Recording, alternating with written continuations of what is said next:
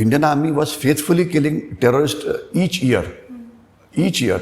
That was done very sincerely, irrespective of government which was in power. So physical combat capability of Chinese is very, very limited.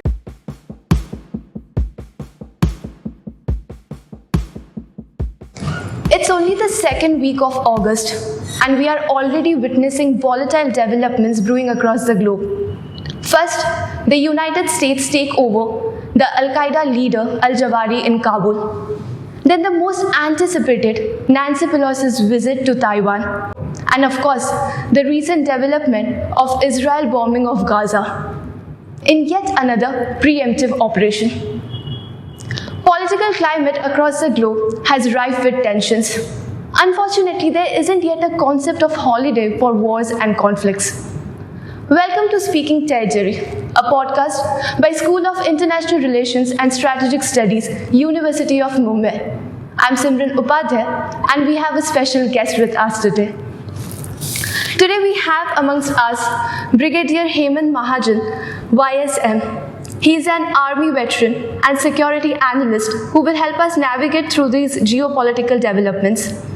Sir is a decorated retired Indian Army officer, an alumnus of the prestigious Indian Military Academy. He holds an MSc and MPhil in Defence Studies. He was commissioned into 7 Maratha Light Infantry. He has served extensively in counter-insurgency operations in insurgency and terrorist-prone areas of Jammu Kashmir, Punjab and Northeast. He was deployed in Punjab in Operation Avert. He was always involved in maintaining peace post-Operation Bluestar. He served in the areas of Darjeeling, Kurseong, Siliguri and Sikkim. He commanded his battalion 7 Maratha Light Infantry in Operation Rakshak in the most difficult areas of Poonch and Rajouri during the times of highest militancy. His unit was awarded Unit Citation and 18 Gallantry Awards, including YSM, for the officer. Thank you for taking time and joining us, sir. We are honored to have you here. Thank you very much. Looking forward to interacting with you. Yes, sir. So, sir, my first question deals with the red-hot topic of China and Taiwan. A lot has been written and spoken about the bold move of Nancy Pelosi's visit to Taiwan and also the display of Chinese aggression. But, sir, from you, we want to know what are your thoughts on Taiwanese military strategy? A lot has been written about porcupine strategy. How do you think Taiwan will defend and tackle China? See, if you look at a physical war between China and Taiwan, what you're talking about porcupine strategy is what will come into existence. But today, China is not fighting that physical war with you. And I, as a military veteran, think that China invading Taiwan through the Strait of Taiwan is most unlikely for many reasons. I can tell you why later. But physical war, the kind of war that we saw in 1971 with Pakistan or 1965 with Pakistan, etc., this kind of a war is very unlikely for the time being, for many reasons. So, porcupine strategy is for physical war. But what China is doing right now is what in our army parlance we call it as hybrid war. Some people call it grey zone warfare. Some people call it unrestricted warfare. Some call it multi-domain warfare, which goes on for 365 days a year, unlike a conventional war which will last for 3 weeks, 4 weeks, 5 weeks, 6 weeks, etc. So in this hybrid war, what is China exactly doing to Taiwan? Number one, they have blockaded the Taiwanese coastline, so international trade has come to a halt. So basically, economic subjugation of China, of Taiwan, because Taiwan has to export things, Taiwan has to import things, So that is an economic blow. That is number one. Number two, they have also blockaded them from the air. Not completely, really, but since fighter aircraft are flying, so therefore not easy to sneak in, So therefore, international traffic is stopped, tourist traffic is stopped, all economic activities come to a halt. Thirdly, this time, what they did more than what they have done earlier. Last almost 2 or 3 years, the Chinese Air Force every day flies into Taiwan airspace. I hope you understand the difference between Taiwan airspace, conventional airspace and actually space, up to 30,000 feet from the ground is supposed to be airspace. Above that is supposed to be actual space where nobody has a control, okay? So they are flying into Taiwan airspace, meaning invading the Taiwan boundaries, 30, 40 fighter aircraft at one time. Moment they come inside, then the Taiwanese Air Force takes off. So since there's a reaction time of about 4-5 minutes in between, the moment Taiwanese Air Force comes, they go back. So every day a cat and mouse game like this is being played. As much as 4-5 times a week, they are carrying out this kind of activity. That is number one. Number two, they said we are going to carry out physical exercises. What is exercise?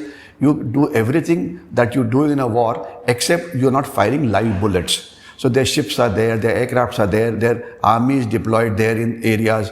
And if at all China attacks Taiwan in a physical war, they will have to carry out what is called as the amphibious operations. Amphibious operations means you come from the sea, land up on the coast of Taiwan, something what used to happen in the Second World War. You may have heard of the famous Normandy landing when the Britishers and the Americans again entered Europe after it was captured by the Germans. It's one of the most famous landings, Normandy landing. So something like that. Or another famous landing was at a place called Incheon in 1953 when General MacArthur landed in South Korea / North Korea. That's one of the most famous amphibious operations. So it's a highly complicated operations which China will have to do. The ships are ready. Now, do they have the capacity to do it? Do they have the weapons to do it? Yes, weapons they have. Do they have the technology to do it? Yes, that they have. Do they have the willpower to do it? That is the most important issue. And second issue is, when it comes to close combat, Chinese are no good. Chinese soldiers are soft. China today is a economically very strong country. So almost every Chinese soldier today is from the higher middle class family. And anybody who comes from higher middle class family starts becoming soft. He gets used to pizzas and burgers and using cars and two-wheelers and all. He does everything except physical effort, So they start becoming soft. Nobody wants to fight a war. And this is the problem with Chinese soldiers. Same is the problem with Russian soldiers. 5 months into Ukraine war and they're not willing to fight. They want to only fire their missiles from some kilometers. They finish off the missiles. Again, they manufacture one. Again, they fire one. Again, they do it. But the close combat battle which takes place, which infantry does, they're not doing. And something similar happened to America when they ran away from Taliban or from Afghanistan. Because the soldiers don't want to fight. They want to only carry out launch attacks by missiles or by drones or by Hellfire missile, which is the new addition that they have done. So physical combat capability of Chinese is very, very limited. In fact, I have said this in my YouTube videos also, when we had a physical fight in Galwan, When did the last Chinese fight the last war? They fought in 1978. Whom did they fight it with? With Vietnam. And what happened to them? They lost the war. That was the last war. 78. Today we are at 2022. They not fought any war. So they are all peacetime soldiers. And a soldier, unless he fights war regularly, he'll become rusted, he'll become obsolete. Yes, sir. That's why I want to focus on the hybrid war. We already know that China is having an expansionist policy, like it's claiming territory over Arunachal Pradesh, Ladakh, Sikkim. And the Indian soldiers are already battling with China on its borders. But there's also another force, that's the economic force, what you were talking about. How do you think China is using the economic leverage to start a hybrid war? And how do you think will China be able to sustain it? And also the CCPs have pragmatically stated that China needs a major shift from Renkao Hongli to Renkai. So what do you think of it? I take it your question is with regard to Taiwan and not with regard to India. Am I right? No, sir. Now we are focusing on the hybrid war structure. Okay. Yes, sir. Yeah. Okay. First, I'll give you very briefly as to what is hybrid war. Wars were fought, the Napoleonic Wars, then the First World War, then the Second World War, strategies evolved by certain scientists, etc. So there came a time, especially during the Gulf War, when the Western world thought that with Air Force and with tanks, they could do anything and everything. Of course, in Gulf War, the enemy was very weak. In fact, there was no enemy. They just bombed the hell out of them and ran and just captured the area. So Chinese scientists at that point of time, strategic scientists, were thinking as to what kind of a counter you can have for this conventional war, because conventional wars are very costly. Tanks, aircraft, ships, etc. So they came up, they did a research, and the research is termed as unrestricted war. or also called as hybrid war or gray zone war. What is unrestricted? They say you can use any method to subjugate your enemy. It doesn't have to be a war. So what are these methods? So one is that the question that you asked me is economic war. It is economic war, it is economic subversion, it is trade war. Then there is another facet called information war, psychological war, propaganda warfare, perception management. Every day they are bombarding you with information. You know, Chinese, my God, very good. India should just not take a panga. And there are people, I shouldn't be using the word idiots, writing in the Indian media that China with their artificial intelligence will subdue the Indian army. Wrong, it is not. But own people writing in own media trying to scare own Indians, be careful. So information war, disinformation war, propaganda war, psychological war, perception management. Another set of things is invading your area of influence, meaning your neighbors, etc. Inroads into Pakistan, leave Pakistan, but inroads into Nepal, inroads into Maldives, inroads into Myanmar, etc. and trying to subjugate your interest there. Then there's another thing called, they call it legal warfare. Getting into India, using India's legal system to subdue Indians. Okay, and one example is, which is in limelight right now, that there are 3-4 phone makers of China who are manufacturing mobiles here. Now these people, the ED has found out that they have evaded taxes worth $5.5 billion or such figure. Very huge taxes they have evaded. They have broken the Indian laws. So what do? They go in the Indian courts and say, and Indian courts, so I would say, I don't want to use unparliamentary language. When 3 crore cases are pending in High Court and Supreme Court, they give a priority to Chinese hearing. Where is the need to give priority to them? So this is using our legal system to, hurt us economically. Then they help our enemies, especially Pakistan. They give arms aid to, say, country like, let's say, Bangladesh. 2 submarines given. Bangladeshis, whom will they use submarines against? There's no enemy that they have. So Bangladesh submarines are being piloted by the Chinese, who are basically using it for carrying out surveillance and recce of Bay of Bengal, especially for creating a problem in the Andaman Nicobar Sea. Then thereafter using their diplomatic power. India was trying to ensure that Hafiz Saeed, or whoever that person was, to be declared as a global terrorist. They stopped it. They said, no, he's not a global terrorist. And people listened to it. We wanted to get into nuclear supply group. They stopped you. Nuclear supply group would have meant we would have got uranium at a much cheaper rate. Today we are buying it at commercial rate, but if you are a part of NSG, then you get a cheaper rate. Okay, water war.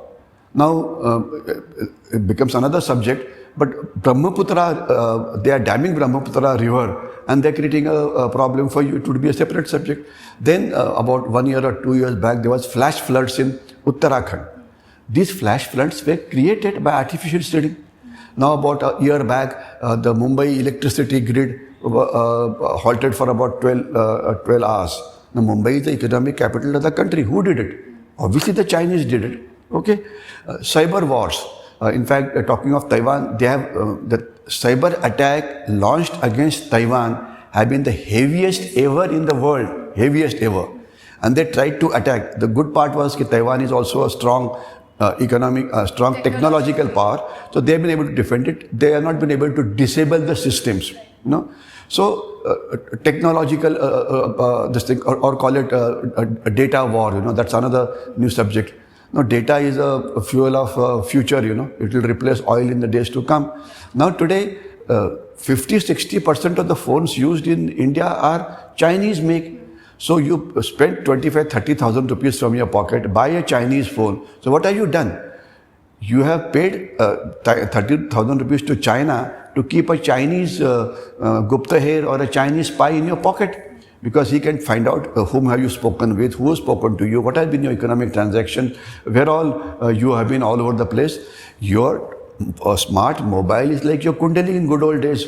Kundali used to tell you as to what is your present, what is your future, what does it hold, etc. So data war. So they have perfected it so much. Regime change. Now since you are students, let me tell you this also. Now China had a China Study Center in Mumbai University. We took up a case to say it should be stopped. They call it Confucius Training Centers, etc. Chinese language is okay, but what they do, They, get one or two professors on their side, take them to China. When these professors come back, they'll start writing for China, get students to go to China, and then they'll start saying, no, China is good, the human rights record is good, India should not worry about settling the border dispute, but India should carry out trade. This is exactly the language of Chinese. So you name a domain, and they're doing it. Now, we thought we did a great job by banning Chinese apps, etc. It was a good job done. Most of the apps are backed by different names. Yeah. The names have changed. You don't have that name which was existing earlier. So Chinese way of fighting is, you have to keep on doing constant research. They are really past masters. India is the subject of Chinese hybrid war. Yes. But I must quote you two examples. Great Britain is going to go for elections. And two candidates are there. One is Rishi Sunak, Indian, who's son-in-law of our Murthy of our Infosys, And second is a lady called Truss, if I pronounce the name correctly. One of them will be a prime minister. What do they say? They say China is the biggest enemy of United Kingdom. And how I could go on for next 1 hour, So, sir, basically you are saying that China is using different way to intrude and infiltrate. So that brings me to the next question, because I've been reading your articles and I quote you have written, security challenges to peninsular India has increased many folds ever since removal of Article 370. So we are witnessing a new era of terror attacks. New methods are being devised. As you said, there are new methods of infiltration. It has shifted from land to water borders. So can you just explain how serious studying these shifting patterns is important to India's national security, and how the removal of Article 370 has been significant for that? What happens is, to tell you very frankly, when you write an article, you have to put in something current in it, Yes, so sir. When 370 was removed, every article that you wrote at that time had a mention of 370. Yes. Okay, so 370 removal was a good thing. Because I would have given you a book of mine in which I have written a whole thing on Article 370, but that book has been sold off. But 370 was a positive thing to happen, and what the J&K people have to realize is that they are not special, they are as special as any other Indians. Okay, whatever rights other Indians get, Maharashtrians get, Gujarati get, the same right they'll get, not even 1 inch less or 1 inch more. So that's somehow that this thing was there. And secondly, because of this power of state government, the central agencies were not active there. Agencies like income tax, agencies like CBI, agencies like ED, agencies like many things, So good things happening in the rest of the country were not available there. So now what has happened is, terrorism, Indian Army was faithfully killing terrorists each year. Each year. That was done very sincerely, irrespective of government which was in power. But what was not being tackled at that point of time, before Article 370, was the supporters of terrorists. Meaning, because terrorists require supporters. Somebody has to motivate youth to get recruited as terrorists. Somebody has to give them money. Somebody has to give them guidance. Somebody has to organize their training. Somebody has to carry out coordination. Somebody has to provide them intelligence. So this is what a terror attack requires. And this is done by the supporters. And the biggest supporter obviously was Hurriyat Conference. Now more or less Hurriyat Conference has been nullified. Yasin Malik is in jail today. He had murdered 5 Air Force people. Imagine, he murdered, whole world knows that he murdered 5 Air Force personnel at a place called Avantipur. And he was let off. Government of the day said, no, we were not going to proceed against him because he's a Gandhi. My foot, he was a Gandhi. Okay. So what I'm trying to tell you is where it's on record that he's murdered 5 people, and the case finished off in 1 day in the court, and today he's been given a life imprisonment. So similarly, the other person passed away. So Hurriyat Conference was a big humbug, and they were a big nuisance, and they created a lot of problems. So now these supporters of terrorists are being tackled, which is a very good thing to happen. Third thing that has happened is that a lot of economic development is taking place there. Economic development was not taking place earlier because of many reasons, but one thing that can help to revive the economy of Kashmir is tourism. Okay, because it's a beautiful place. Do you know today 87 lakh tourists have visited J&K this year. This is the record ever, you know. Earlier in Srinagar, 5 or 6 flights used to land in a day. Now chartered planes are landing there with about 45 to 50 flights landing every day. In Ladakh, population of Ladakh is about 3.5 lakhs. Ladakh earlier was a part of J&K, that's why I'm including Ladakh. The tourists who have visited Ladakh is more than the Ladakh population. Okay, so that brings a lot of peace, lot of stability. It gives people employment opportunities, especially in difficult areas, etc. So a lot of good things have happened, and I am sure it will continue to happen. Now, the second part of question that you asked was about the infiltration, moving from land to water border. Land to border. This actually, this article on peninsular India was written with regard to a think tank, you know. Peninsular India has challenges, but the challenges have changed.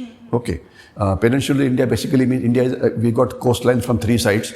In fact, this is peninsular India, as was shown. If you can see it, you know. Yeah. This is peninsular India. So peninsular India, the challenges have changed in the sense that earlier you had a 26/11 attack. Then you had a blast in 1993 when they landed explosives on the border at Raigad in Maharashtra, and then they came to Mumbai and there were 13 blasts. And then every second year or every year there used to be bomb blasts in Mumbai or in Pune or bigger cities. Now that is stopped. Now if you see post 2014, there has been no terror attacks outside Kashmir Valley. Outside Kashmir Valley. Why? Because of many reasons. I think we are short of time frame? Yes, I know these subjects are endless. You can maybe interview me later if you want on a Zoom link or something, you know. Yes, sir. But sir, because we were talking about Kashmir, and you have commanded a battalion of 7 Maratha light infantry during Operation Rakshak, and at that time militancy was at its peak. Can you just give, like, of course, as you said, that it will take long time too, but can you just summarize, like, what was Kashmir's situation then, and how do you think it has changed over the period? See, what happened was Kashmir terrorism is a part of what is called as Operation Karakoram, which Pakistan launched after losing the 71 war. They started infiltrating terrorists all over, and Operation Karakoram had 3 parts: K1, K2, K3. K1 is Khalistan, K2 is Kashmir, and K3 is the rest of India. So let's forget Khalistan, come down to Kashmir.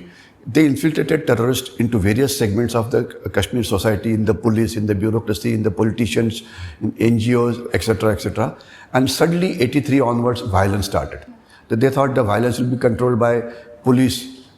It could not be. 1984, Indian Army was deployed when we were deployed there.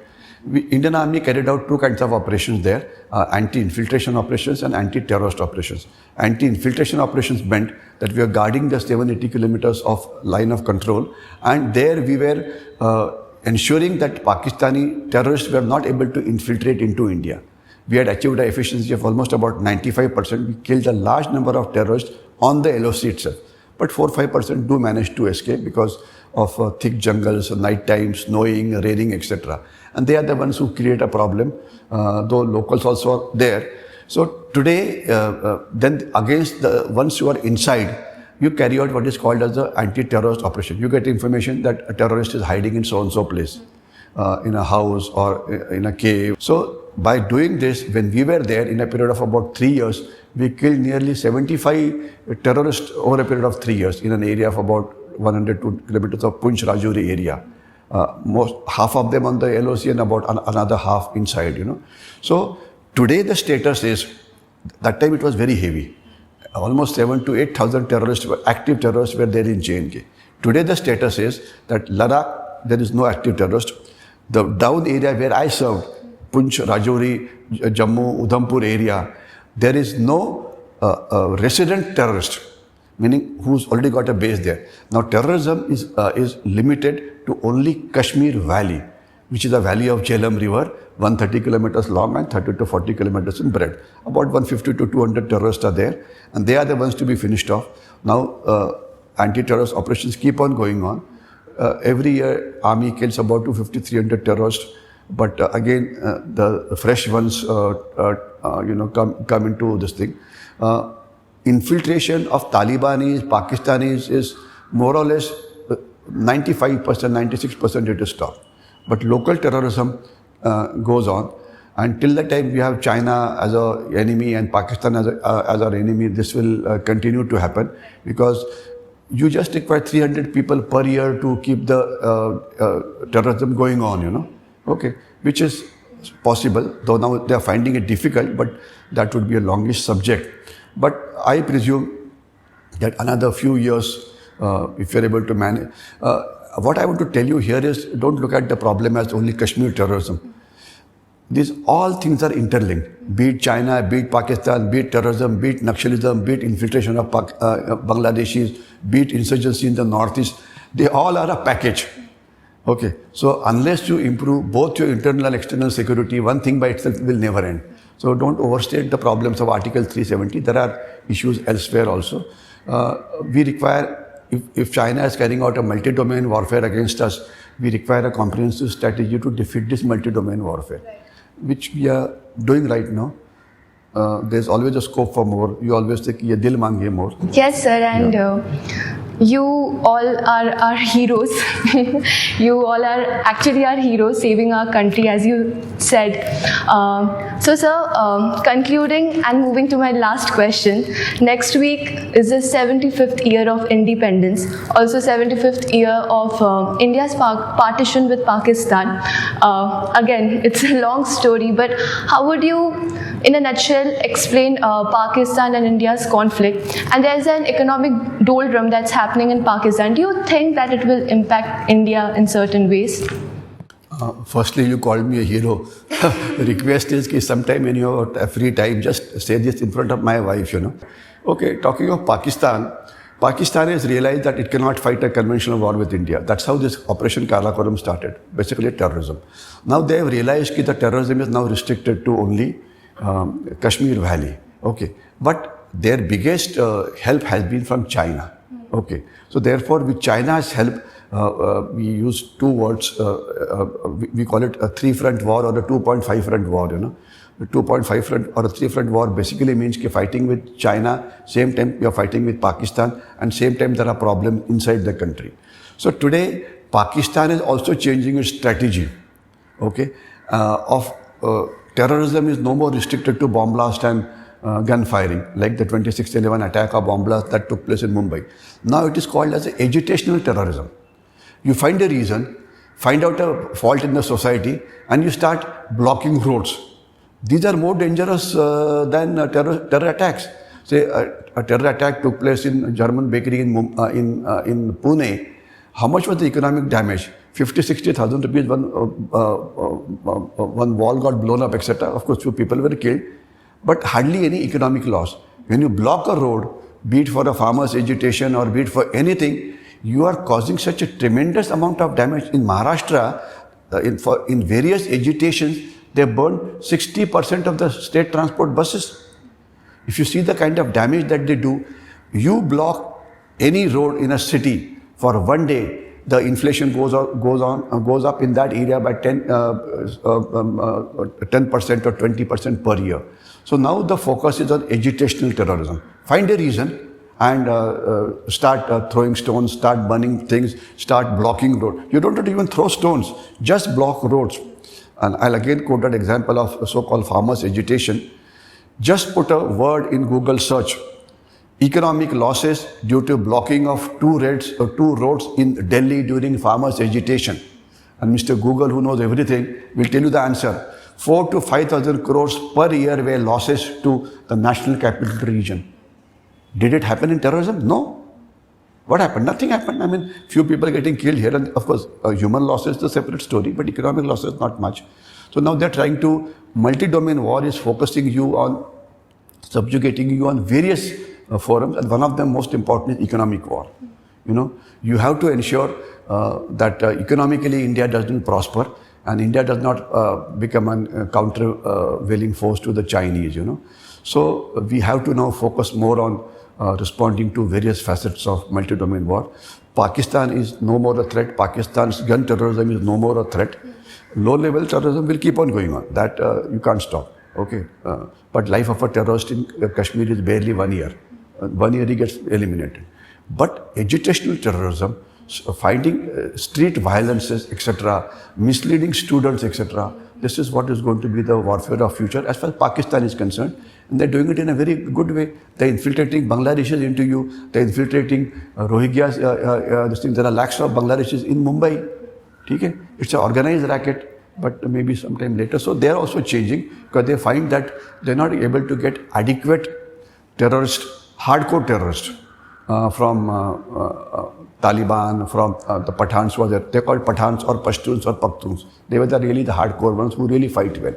So they're having a problem with recruitment. So now they're focusing more on other methods which are more effective in terms of stopping your economic progress.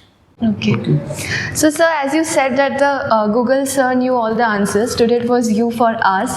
It was an honor to have you here. I'm sure the viewers will also love it and take a lot of information and learnings for you. All respect for you, sir. Thank you. Thank you so much. Yeah. Jai.